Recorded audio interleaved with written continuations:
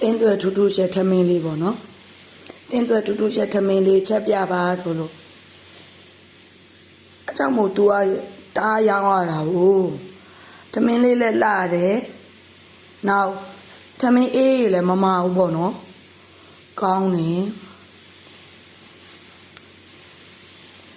ဒီနှစ်ထွက်တဲ့မလို့ပေါ့နော်ထမင်းကတော့အဲ့လိုပုံစံလေးတော့ဖြစ်နေပြီမဲ့သူကဟောင်းလေကောင်းလေဖြစ်မှာပေါ့နော်